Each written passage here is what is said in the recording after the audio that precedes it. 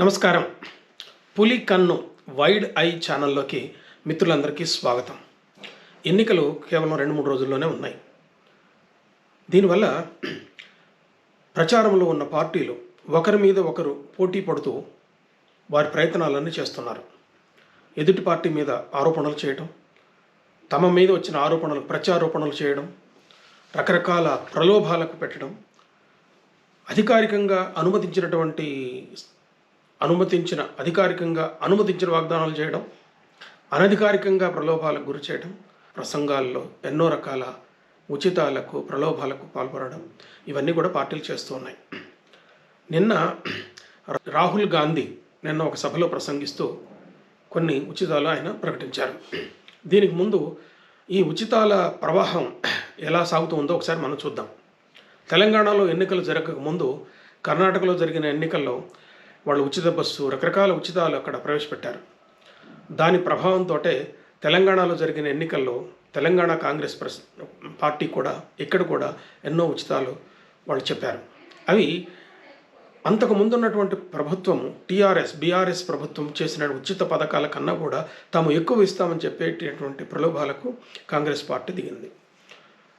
TRS ఇచ్చే pension కంటే ఎక్కువ ఇస్తామని, ఉచిత బస్సు ఇస్తామని, రైతు బంధు వాళ్ళకంటే ఎక్కువ ఇస్తామని, రైతు రుణమాఫీలు టీఆర్ఎస్ కంటే ఎక్కువ ఇస్తామని చెప్పి వాళ్ళు చాలా స్పష్టంగా గట్టిగా ప్రజలకు వాగ్దానాలు చేశారు.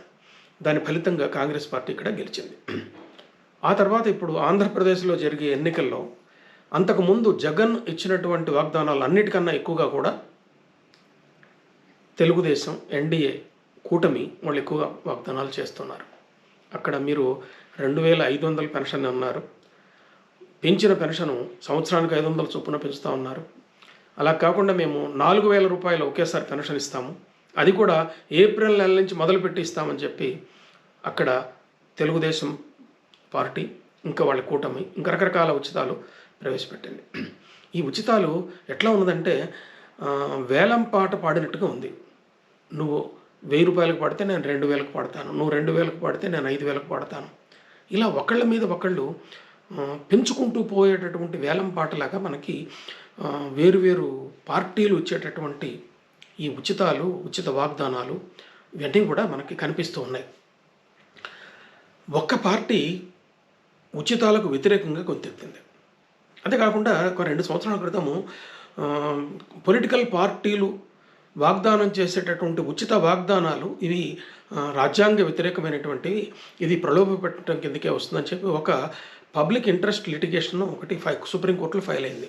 ఇంతకుముందున్న రమణ గారి కాలంలో ఇది ఫైల్ అయింది. వేరు పార్టీలు దానికి స్పందించినాయి. ఆమ్ ఆద్మీ పార్టీ దానికి స్పందిస్తూ వాళ్ళు చెప్పింది ఏంటంటే ఉచిత నీళ్ళు ఇవ్వటం, ఉచిత కరెంట్ ఇవ్వటం, ఉచిత రవాణా ఇవ్వటం, ఇది ప్రజలకు మేలు చేసే సంక్షేమం అవుతుంది, కానీ అది ఉచితాలు కాదు, ప్రలోభ పెట్టాలి కాదని చెప్పి వాళ్ళు వాదిస్తూ వచ్చారు. అయితే సుప్రీంకోర్టు కూడా ఏం భావించిందంటే ఎంతవరకు దానికి పరిమితి, ఎంతవరకు ఇవ్వగలుగుతారు, ఇవన్నీ కూడా ఇంకా చర్చ జరుగుతుంది. దీని మీద ఫైనల్గా ఏమి రాలేదు. మొత్తానికైతే సుప్రీంకోర్టు ఈ బిల్లుని అడ్మిట్ చేసుకుంది. దాని మీద హియరింగ్స్కి హియరింగ్ జరిగింది. అయితే ఇక్కడ నిన్న రాహుల్ గాంధీ చేసినటువంటి ప్రసంగంలో ఈ అన్నిటిని హద్దులు దాటి ఇంకా ఎక్కువగా ఆయన ప్రకటించాడు. ఏం ప్రకటిస్తాడంటే మేము నెలకు 8500 రూపాయలు ప్రతి పేద కుటుంబంలో మహిళకు నెలకు 8500 రూపాయలు వాళ్ళ బ్యాంకులో వేస్తామని, అలాగే సంవత్సరానికి 1,00,000 రూపాయలు వాళ్ళ బ్యాంక్ అకౌంట్లో జమ చేస్తామని చెప్పి ఆయన వాగ్దానం చేసేసారు. సంవత్సరానికి 1,00,000 రూపాయలు అకౌంట్లో వేస్తామంటే అది కూడా ఎంత పడుతుందంటే దాదాపు 8,000, అది కూడా 8,000 అవుతుంది. అంటే బహుశా ఈ రెండిట్లో ఒకటే 1,00,000 రూపాయల సంవత్సరానికే లేకపోతే నెలకి 8,500 అన్నది ఇంకా స్పష్టత రాలేదు.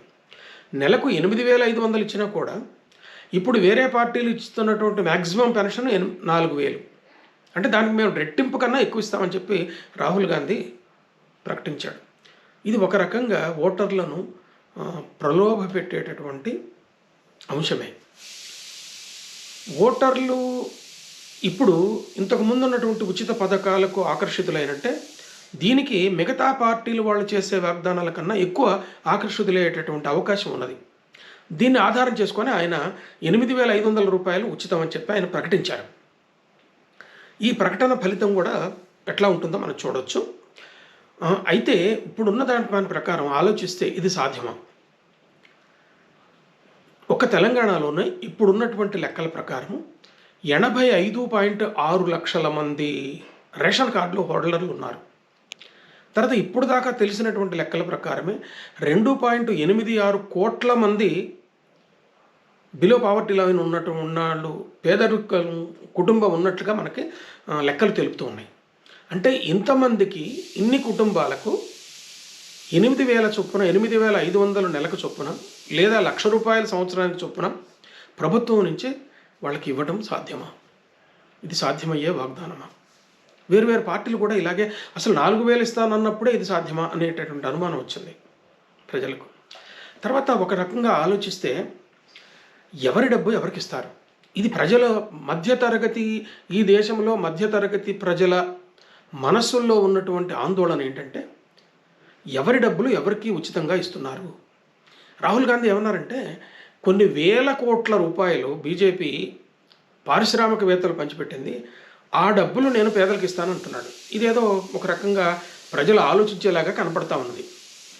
అయితే పారిశ్రామికవేత్తలకు ఉచితంగా ఇచ్చారని అంత అమౌంట్ నేను ప్రజలకు ఉచితంగా ఇస్తాననటం, దాన్ని ప్రజలు ఎలా చూడాలి? ఇది ఒక ప్రశ్న. అయితే ఇప్పటికే పల్లెల్లో ఈ ఉచితాల పట్ల మిగతా ప్రజలలో ఒక రకమైన ఆందోళన ఉన్నది. గ్రామీణ సమాజంలో ఒక కుటుంబానికి నెలకు 8,500 రూపాయలు ఉచితంగా లభించినప్పుడు వాళ్ళ పరిస్థితి ఎలా ఉంటుంది? వాళ్ళు ఎంత ఆనందంగా ఉంటారు? దాని ప్రభావము గ్రామంలో ఉన్న ఆర్థిక వ్యవస్థ మీద ఎలా ప్రభావం పడుతుంది అనే విషయం పార్టీలు ఆలోచిస్తున్నాయా? ఒక పార్టీ రాబోయే 5 సంవత్సరాల పాటు ఉచిత రేషన్ ఇస్తామని చెప్పి వాళ్ళు వాగ్దానం చేశారు. ప్రభుత్వము ఉచిత విద్య, ఉచిత వైద్యము ప్రజలకు అందించడం అన్నది ప్రభుత్వం బాధ్యత. అలాగే మాస్ రవాణా అన్నది తక్కువ ఖర్చులో ఎక్కువ సౌకర్యంలో ఉండాలా, ప్రజలకు అందించడం కూడా ప్రభుత్వానికి ఉన్నటువంటి బాధ్యత. వీటిని తప్పనిసరిగా అంగీకరించవలసి వస్తుంది.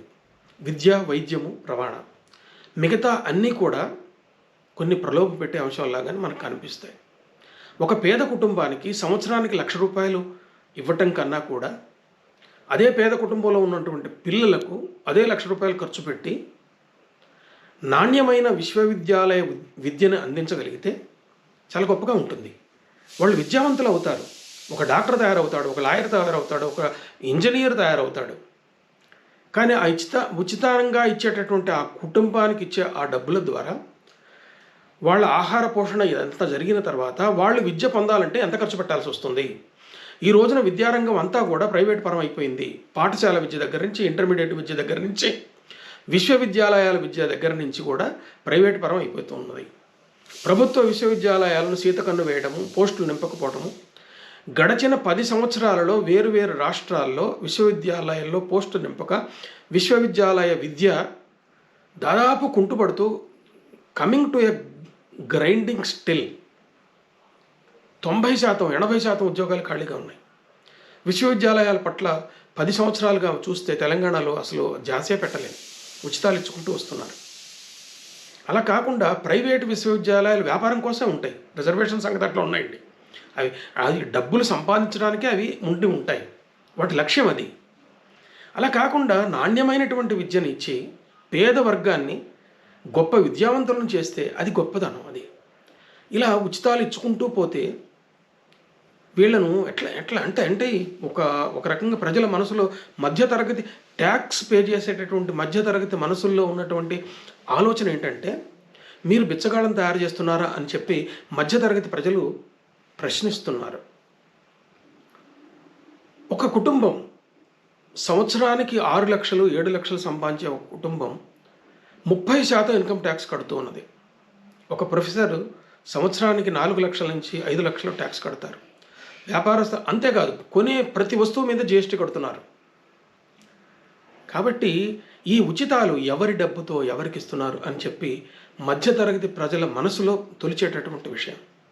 కానీ ఎలక్షన్ ముందు పార్టీలు ఒకళ్ళ మీద ఒకళ్ళకి పోటీ పడిపోయి మేము అది ఉచితంగా ఇస్తాము, ఇది ఉచితంగా ఇస్తాము, రకరకాలు, మేము పెండ్లికి ₹1,00,000 ఇస్తామని ఒక పార్టీ అంటే ₹1,00,000తో పాటు తులం బంగారం ఇస్తామని చెప్పి ఇంకొక పార్టీ ఉంటుంది.